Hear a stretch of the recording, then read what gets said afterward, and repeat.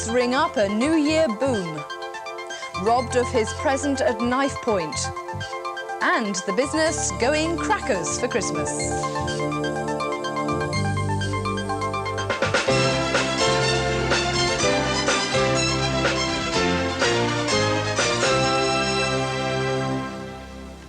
Good evening and welcome back after the Christmas holiday. I hope for all of you that it was a good one. Now, as TSW enters its final 3 days, we're still looking back at some of the changes over the past decade, including television itself, or rather satellite television and technology. And among the forerunners in the southwest, Plymouth Polytechnic. Now, with university status, it's ready to take broadcasting into the 21st century. A report on that later. Jerry is with us tonight too, dipping into the sport archives as well as the holiday action. Yes, the first of two look-backs at the last 10 years of sport as caught by the TSW cameras. And, of course, we'll also have action from the holiday period, including the big Devon derby between Exeter and Plymouth Argyle. Now, over the last 10 years, TSW's cameras have captured many moments of sporting glory. In a minute, we'll be reliving some of them. But first, more recent events. And here's Jerry with the holiday roundup. Thanks, Sue. Well, news first, and there's speculation today that Exeter City's Scott Highley could be on his way to the Potteries. There's a rumour that the inspirational defender will join Stoke City for close on £500,000 after the two teams meet on Saturday.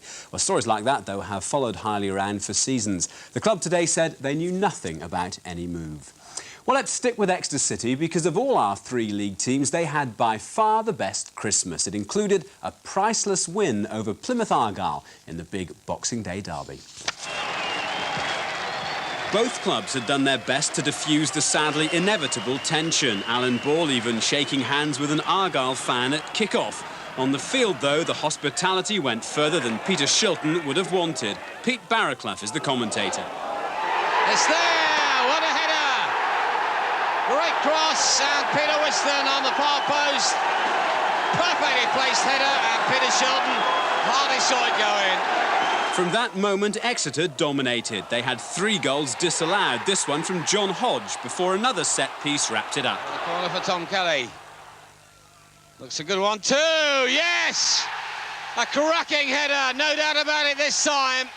Scott Daniels giving Shilton no chance at all, and you've got to say that Exeter City thoroughly deserve that. It's 64 years since Argyle last won at St James, and it's still Exeter who are calling the tune. Final score 2-0 to City. Well, yesterday at Preston, another point for Alan Ball's men. Peter Whiston's second goal in 3 days put them ahead, but 2 strikes from the home side seemed to have swept them aside. Not so. With 20 minutes left, a blunder by Preston's keeper presented Steve Moran with a simple equaliser. 2-2 the final score. Well, Plymouth's holiday programme did reap 1 point yesterday at home against West Brom, though Kevin Nugent's lob so nearly made it all 3.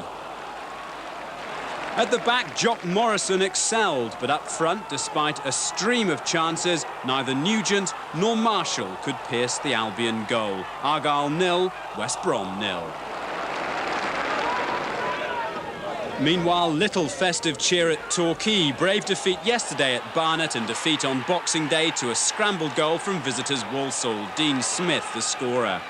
It was a day when nothing went right for United. Chance after chance came and went, usually over or here, just wide. Foster and Hall came on after the break and carved out more opportunities, but the Walsall goalkeeper led a charmed life. Torquay 0, Walsall 1. And let's not forget Yeovil Town, where the crowds flocked in on Boxing Day to claim their tickets for Saturday's historic cup clash with Arsenal. For the second week, it meant a bumper gate of 6,500. And they were treated to a thrilling derby game into the bargain. Yeovil took the lead early on against Bath. Mickey Spencer with the header. Well, Bath equalised half an hour later. Jerry Gill's shot taking a deflection on the way in. With 2 minutes left, a draw looked inevitable, but Neil Coates had other ideas. The hero of the Hereford Cup win became the hero again. His persistence setting up the winner. Spencer turning in his second. Yeovil 2, Bath 1. So watch out, George Graham and company. Well, in rugby, Camborne confounded the pundits and smashed Redruth for a record 40 points in their traditional Boxing Day match, while in Devon, Exeter easily overcame Torquay Athletic.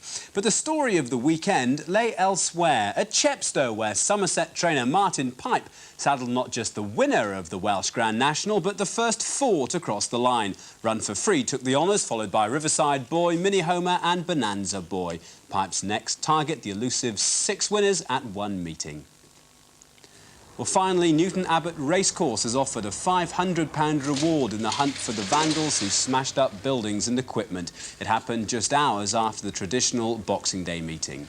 The cost of the damage is said to run into thousands of pounds. Police are questioning 2 people. Today, a course spokesman said racing will not be affected and the January the 5th meeting will go ahead as planned. Well, I think, Joe, that's probably the kind of story that we want to forget about. But what about those stories that have us talking years later? Well, just before our sports team get the red card, they've been taking a last look back at the big events that we have covered here on TSW. Yes, it's been a quite marvellous decade. Obviously, we couldn't mention everything, but in this, the first of 2 retrospectives, we hope you'll find something that you're going to enjoy and like.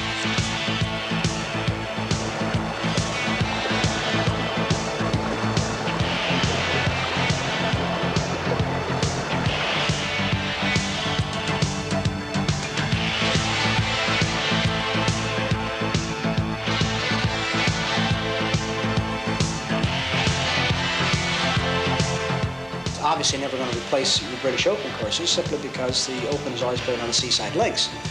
But as far as inland golf courses, I've not seen that many of them, but I think that when we finish with it, our intention is to have it as good a golf course as you have in this country.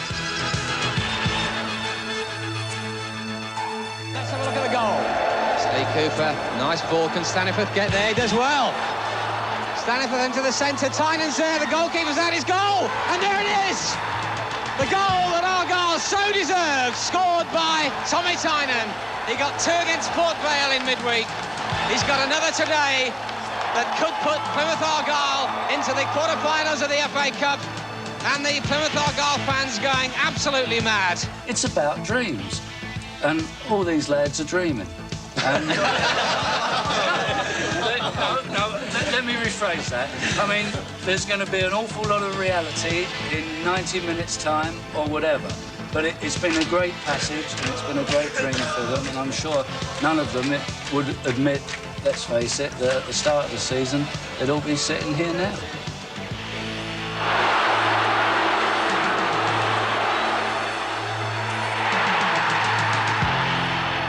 George keeps getting on the end of those now. He's scored about 15 now, I should imagine.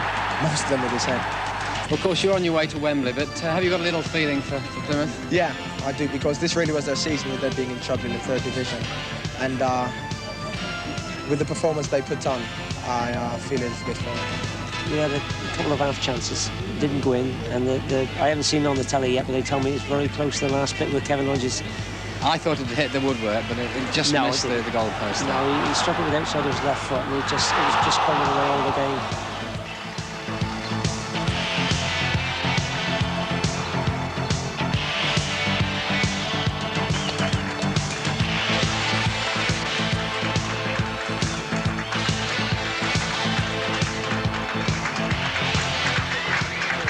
Botham's threat to leave was clearly on the minds of the 3,000 faithful who turned up at Shepton Mallet on Saturday to vote in the club's emergency meeting. Chairman Michael Hill had appealed for a healthy turnout to back the committee, and he wasn't to be disappointed. It's the support, the tremendous support we have, the great interest, and they are very concerned about the future of the club just as much as the committee are.